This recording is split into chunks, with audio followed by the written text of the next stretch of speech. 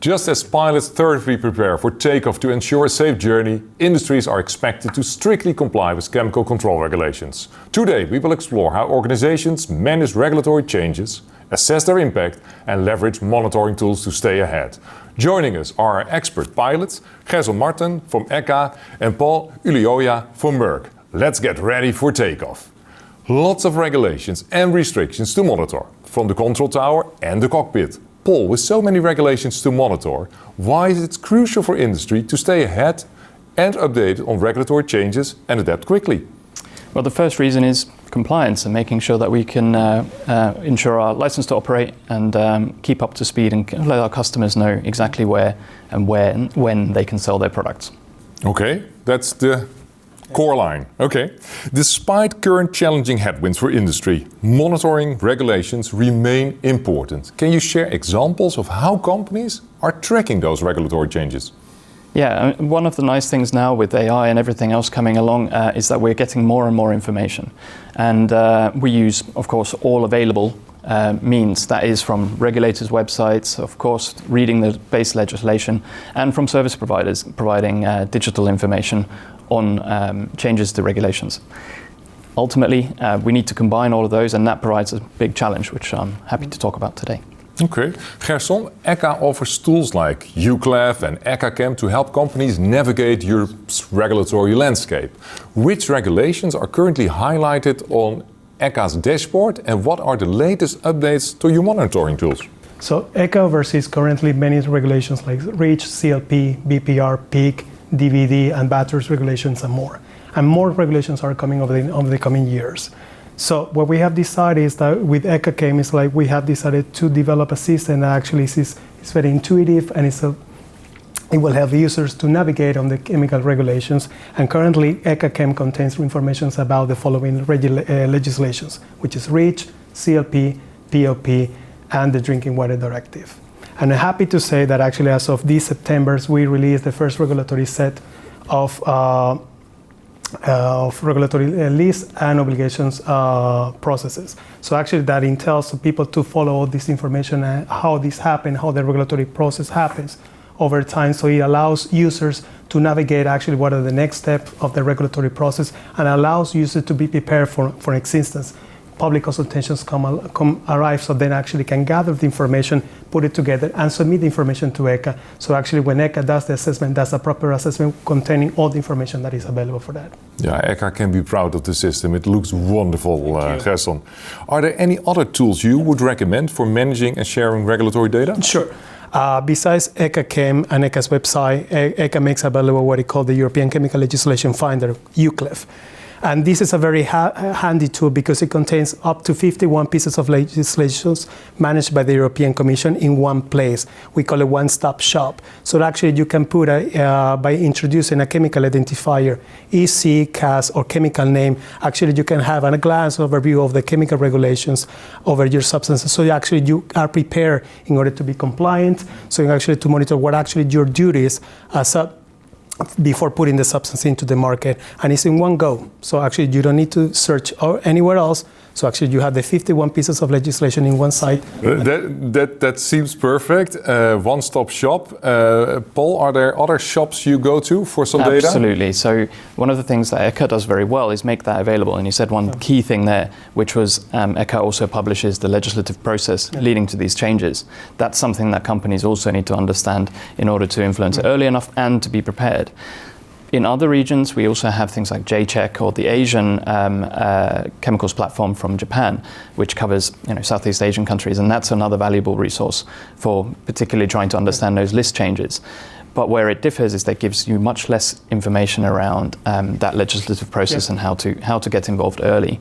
In the US too, of course, each regulator has its own platform, sometimes searching by substance, sometimes by structure.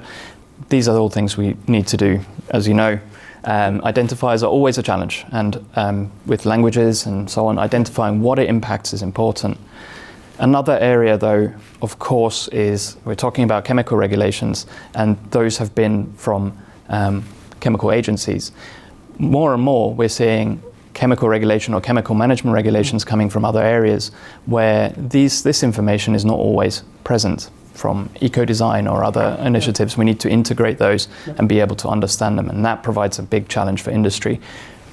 It brings together previously two different communities, and they have to be able to understand each other. Okay, thank you.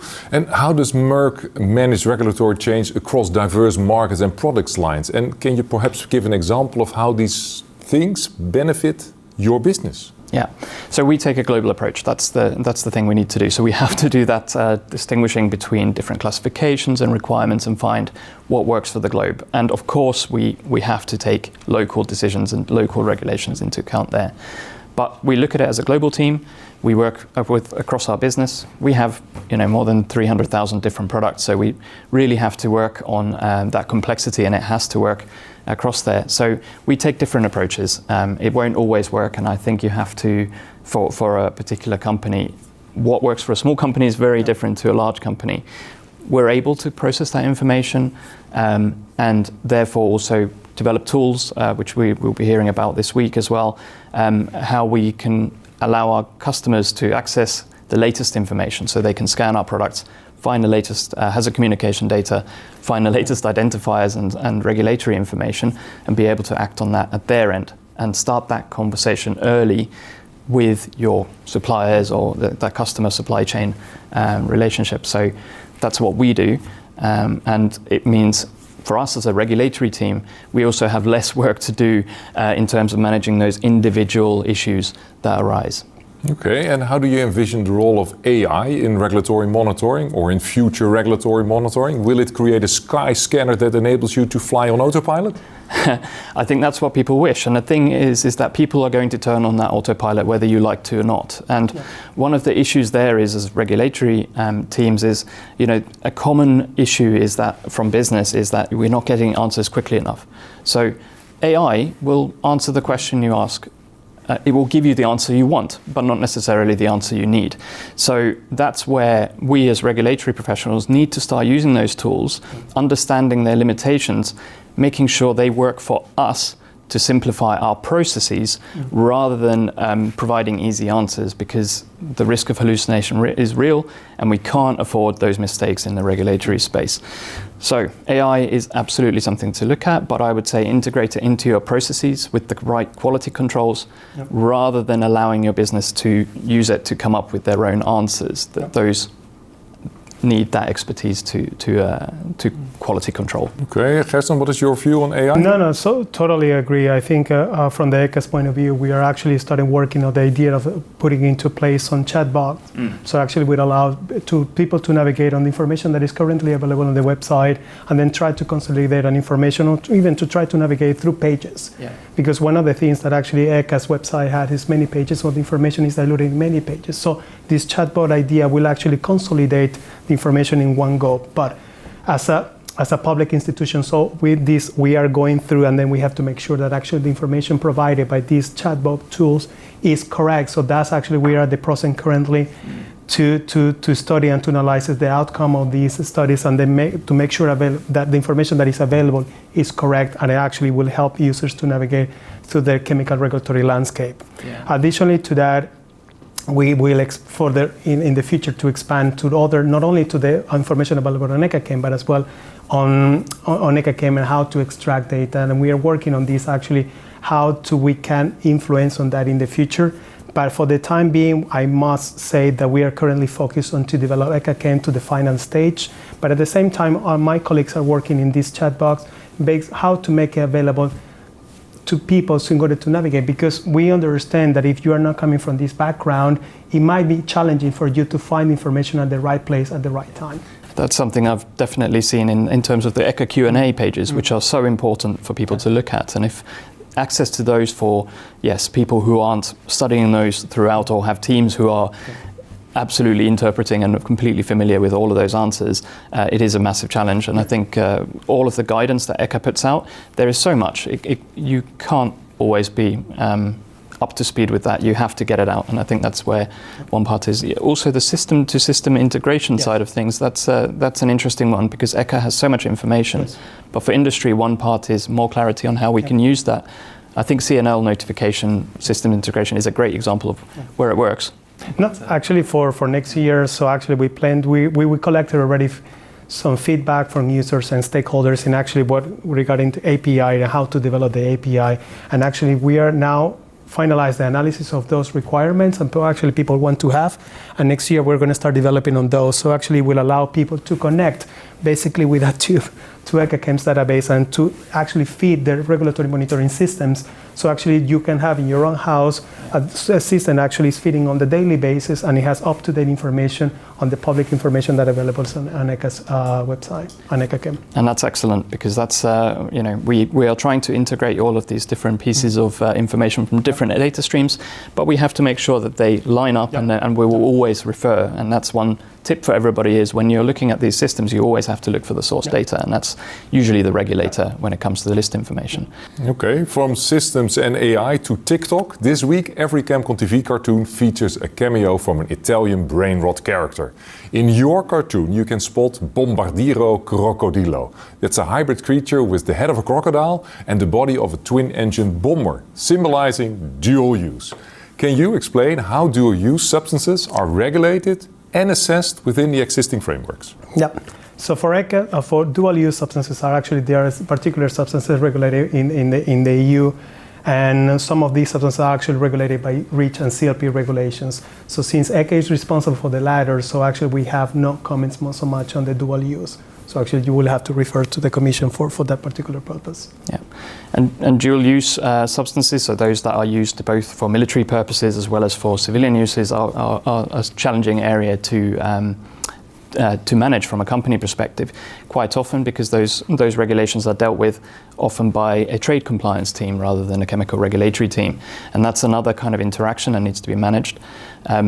Now, of course, with increasing geopolitical tensions and so on, that becomes even more important, and we need to be able to move these goods around and while managing the areas, their applications, let's say, or the potential for them to be diverted into the incorrect non-compliant use. It's something that we need to monitor, but it's something that in the life science industry we have to just fit into the whole range of different regulations that we manage. Yeah. Okay, thank you. You already mentioned the defense industry. Both the aerospace and the defense industry depend on critical substances for equipment performance, where safer alternatives are often absent or not yet certified for a particular use. Their long equipment life cycle and niche sector dependencies create regulatory compliance challenges. What strategies can help manage obsolescence and maintain compliance in these difficult sectors? So the aerospace and defense sector is something that I think a lot of the chemical industry can learn from, actually quite a lot. So they've had initiatives for a long time since the first authorizations. They've played a big part through groups like IAAG and others, where they've developed declarable substance lists, much like the automotive sector have. They've also been pioneering data exchange standards and material declaration standards, leading up to things like the digital product passport, to be able to identify where they have critical risks in their supply chains. The long approval times and certification requirements are something that impacts more industries than people are aware of. Again, from a life science perspective, of course, in healthcare, medical devices, this is also the same argument, but it goes beyond that. So those aspects, as we go to better and better products, become much more important. And what they need to do, what we're learning from them is they have been trying to work their supply chain so they have the right level of transparency, knowing ahead of time what the substance identities are, what's in their products, so that data is there for their assessments, but also so that once those substances are regulated, they're a step ahead and they're not getting that notification of an SDS where suddenly there's a new substance there. So there's a lot we can learn there. The other part there that they've been working on is group projects for substitution. So looking at things like chrome plate, working on what solutions work for the whole industry. That's not just to find the final substitute, but it's also to make it easier to explain why these particular technology need to be used in that context and have a good argument for that. Costs are huge in substitution and in this type of work. So anything that you can do in that pre-competitive space will help you reduce costs. So if you can, collaborate. So for us, it's a very interesting topic because, of course, for us from the regulatory point of view, we have developed ECHA in a way that actually to add what we have is the timeline of events. And actually for the aerospace industry, these processes like authorizations and restrictions by actually, if you know that a substance needs to be authorized, you need to apply for an authorization. And if a substance is restricted or is about to be restricted, you need to know exactly what are the derogations within the restriction and actually how this substance can be used. So for us, the timeline of event is a very very beneficial for this sector because it allows them to see if a substance is under the regulatory scrutiny. So that actually means that some action has been studied for either a member state, the Commission, or ECHA. And then actually you can see the time of events, and actually you as an industry can participate. Like if I foresee that there is still some public consultations happening on the way, and actually I can collect and actually provide the feedback to ECHA and to say, okay, this product is paramount for us, and actually we cannot survive or we cannot decide the next project without this product. So you can submit this information to ECHA, and they will take this information into consideration for the outcome of the decision. So actually this is why actually we are very happy to have this product, because we create this anticipation to people and to this very niche industry actually that they need it for, because of course when they decide a product is for 50, 100 years, it's going to be light in space, so it's not that required that in the next 5 years we're going to change it. So they need to have anticipation, they need to have certainty what is the product that they can use, because for them project is not a 2 years program, it's a long lasting project, and they need to have a certainty what actually they can use for the manufacture of other pieces. Well said. Paul, as regulations drive substitution, when in transit, how do you collaborate across the value chain to manage obsolescence and ensure smooth transitions? So a lot of it is actually in the basics. We quite often people are focusing on the latest ways of managing these things and having digital product passports and so on. Yet companies are still struggling, particularly smaller ones, with the very basics on getting SDS information, getting the identity right. So one of the ways we're doing this is using digital apps, being able to scan 2D barcodes, and also our M-Safety app as well. So you can get the latest label information, the updated information straight from our website. And that helps for those early stage products as well. So we provide a lot of materials for those carrying out R&D activities and innovating the next solution. They absolutely need the latest information so that they can avoid regrettable substitution and start that early on. That's one part. The other one really comes down to where you have those, let's say again on the aerospace and defense example, or in the healthcare, you need to have that conversation with your customers and your supply chain. Data from upstream is hard. We need to explain to them where the regulations are coming in, but it's a conversation with your customers saying, look, something is coming, we need to understand this and go together, gather the evidence that we can then submit to ECHA, also in terms of what we're using and what our parameters are. Brilliant. Our competitiveness compass indicates it's all about money. Some companies do not invest in regulatory monitoring and management, like budget airlines on service. But isn't that penny wise, pound foolish? Since a good analysis, route selection and flight plan would help you to stay compliant and ahead of the competition. So what are your suggestions for companies to proactively anticipate and respond to regulatory changes to avoid being grounded? So actually for us, it's key that actually to make the information available so everyone is compliant, and then of course they don't foresee any regrettable complaint. And for that reason, we actually develop an ECHA and transfer the information from ECHA's website to ECHA is paramount, because of course we have used the design, and actually the information is easily accessible and intuitive. And since you mentioned this, everything is about money. Actually, I remind to everyone that actually all the information that ECHA makes available through the ECHA's website, ECHA and Euclid, is free of charge for everyone. So actually they can go and see. And we have as well help desk support. So actually whatever question people have regarding to understanding a piece of regulation or what are the duties, they can send a ticket, and then this ticket will be replied without any charges. Yeah. And the cost of compliance, the cost of all activities for chemical industry at the moment is high, and we have challenges in the shorter term and in the longer term. We all know that in the long term we need to make these robust processes, make sure that we're taking that term. The reality is we have to make sure that we can do that in the short term as well, and that really is an issue. And I think for chemical regulatory professionals. The challenge is showing your business case on where you can do that and stressing that long-term return on investment. That's where, of course, we need case studies, we need examples, and any clarity that the regulators can also provide on where those, what's happening and what's coming, that helps us give that picture to our managers and to our leaders to say, look, these are where it's going, and also to customers. They are not always in the same industry, they're not monitoring the same problems. We need to be able to give that out.